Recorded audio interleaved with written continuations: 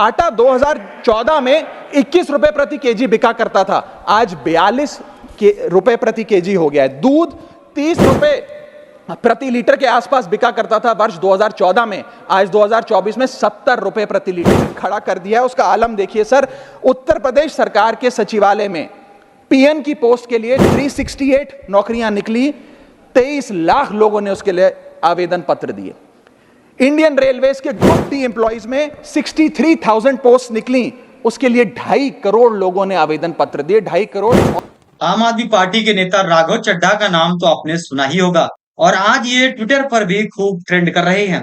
कारण है इनका एक भाषण जो इन्होंने राज्यसभा में बजट पर दिया और इसमें इन्होंने सरकार को कायदे से घेरा, जिसमें इन्होंने छोटी बड़ी हर चीज को गिना डाला कि क्या क्या दिक्कतें थी और किस वजह से बीजेपी की इतनी कम सीटें आई, बीजेपी अपना वो मुकाम हासिल ना कर सकी जिसके वो दावे कर रही थी। इन्होंने टैक्स की बात की, बेरोजगारी की बात की, मजदूरी की बात की, फूड की बात की, लोगों में पहुंच रही थाली में जो आटा दाल चावल है उनके दामों की बात की और इन सब से ये भी बताया कि इसका क्या असर पड़ा है कि बीजेपी हारी है। तो चलिए आइए इन सभी बातों पर चर्चा करते हैं और दिखाते हैं कि आखिर राज्यसभा में राघव चड्ढा ने क्या क्या बातें की। चलिए शुरू करते हैं। आपको बता दें, राघव चड्ढा ने शुरुआत में ही कहा कि हम टैक्स तो इंग्लैंड जैसा दे रहे हैं, लेकिन हम सर्विसेज सोमालिया जैसी पा रहे हैं। सर पिछले 10 सालों में टैक्स लगा लगाकर सरकार ने एक देश के आम आदमी का खून चूस लिया। अब आप मानिए आप 10 रुपए कमाते हैं, उसमें से 3-3.5 रुपए आप इनकम टैक्स के माध्यम से दे देते हैं, 2 रुपए 2.5 रुपए जीएसटी आपका चूस लेता है, 1.5-2 रुपए आपका कैपिटल गेन टैक्स लगता है, सेस सरचार्जेस 1-1.5 रुपए के लग जाते हैं, तो मात्र 10 रुपए में से 7-8 रुपए तो सरकार के खजाने में चला जाता है। तो आम इंसान को मिलता क्या है, आम आदमी को मिलता क्या है? और सरकार जो हमसे इतना टैक्स लेती है उसके बदले में सरकार हमें देती क्या है? कौन सी ऐसी अंतर्राष्ट्रीय सेवाएं, world class health care, education, transport सुविधाएं सरकार बदले में देशवासियों को देती है? मैं ये भी पूछना चाहता हूं। इसीलिए आज मुझे ये कहने में बिल्कुल भी गुरेज नहीं है that sir we in India today pay taxes like England to get services like Somalia.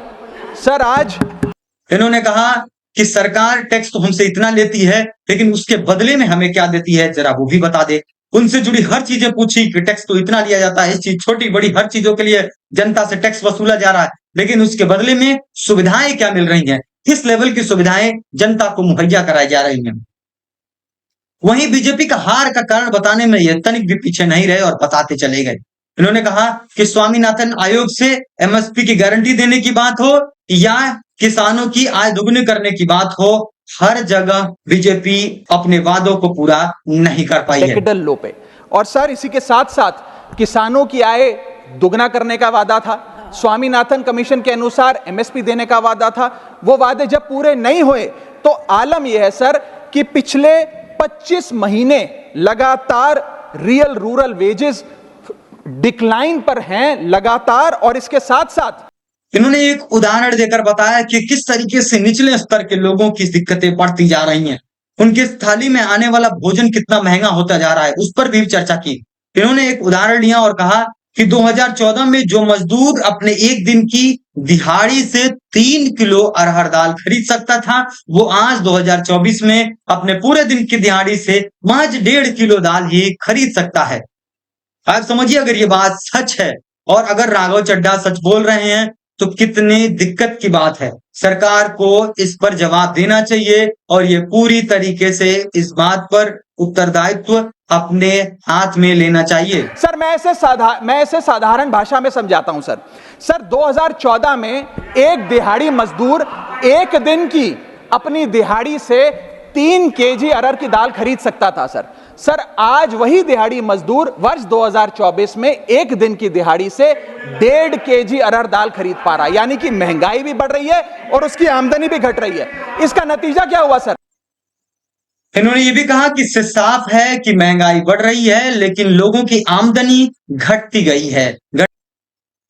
लोगों की थाली की बात की और कहा कि लोगों की थाली का बजट भी बिगड़ गया है, इन्फ्लेशन बढ़ता जा रहा है और वहीं थाली में आने वाले आटे दाल के दाम भी गिनवा डाले। 2014 से 2024 तक कितना बदलाव आया है। इन्होंने कहा कि जो आटा 2024 में 21 रुपए का बिकता था, आज 2024 में उसकी कीमत 42 रुपए हो गई है। दूध जो 2014 में 43 रुपए लीटर के आसपास बिकता था, आज 2024 में 70 रुपए प्रति लीटर के हिसाब से दूध बिक रहा है। देसी घी की बात की और कहा कि 300 रुपए लीटर था 2014 में और आज 2024 में इसका दाम बढ़कर 675 रुपए किलोग्राम हो गया है। अरहर दाल जो कि 2014 में 80 रुपए प्रति किलो के हिसाब से बिकती थी, आज उसका दाम 2024 में 230 रुपए प्रति किलो हो गया है। सफिशिएंट थे वो कमोडिटीज जिस पे हम एक्सपोर्ट किया करते थे, उसमें कैसे महंगाई घुस गई? और अगर वो कमोडिटीज भी महंगी हो गई हैं तो उसका फायदा किसान को क्यों नहीं मिलता? वो सारा पैसा जा कहां रहा है, ये एक बड़ा महत्वपूर्ण सवाल है।